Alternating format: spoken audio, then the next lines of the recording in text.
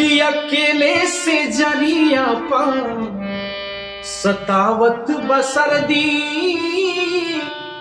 सैया थानेदार गईला डिप्टी कस के वर्दी कि अकेले से जरिया पा सतावत बसरदी सैया थानेदार गईला डिप्टी कस के वर्दी कि धीरे धीरे रोआ रोआ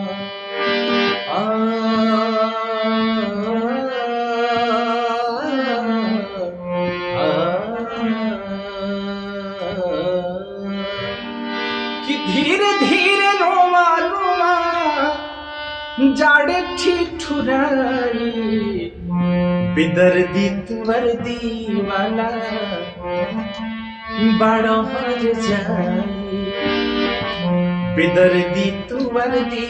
वाला कि सैया हर जाई अकेले से जरिया पा सतावत बसरदी सैया थानेदार गईला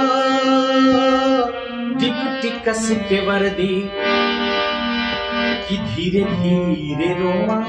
रोआ धीरे धीरे रोआ रोआ जाड़े ठिठुराई बेदर्दी वर्दी वाला कि सैया हर जाई बेदर्दी वर्दी वाला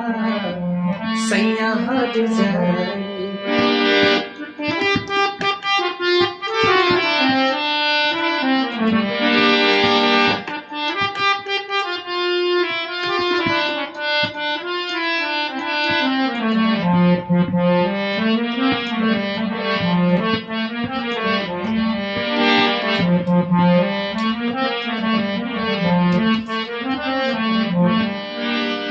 तहरा त सुझे खाली पुलिस के ड्यूटी छुट्टी लेके एको दिन का देखो हमर ब्यूटी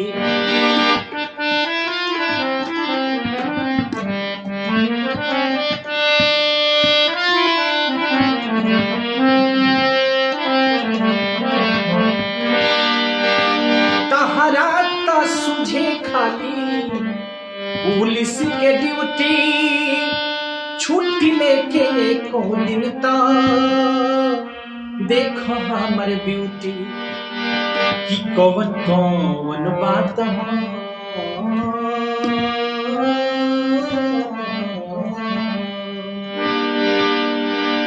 कि कौन कौन बात कि कौन कौन बात कि कौन कौन बात खोल के बताई बेदर्दी वर्दी वाला बड़ा हर जाई बेदर्दी वर्दी वाला बड़ा हर जाई कि अकेले से जरिया पा सतावत बसरदी सैया थानेदार गईला डिप्टी कस के वर्दी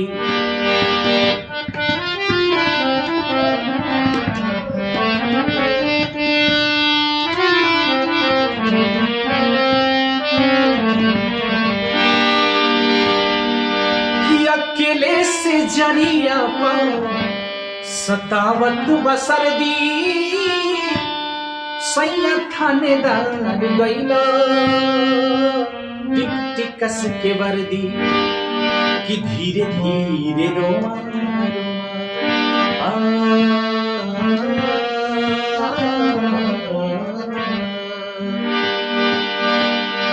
कि धीरे धीरे रोआ रोआ कि धीरे धीरे रोआ रोआ जाड़े ठिठुराई बेदर्दी वर्दी वाला बड़ा हर जाई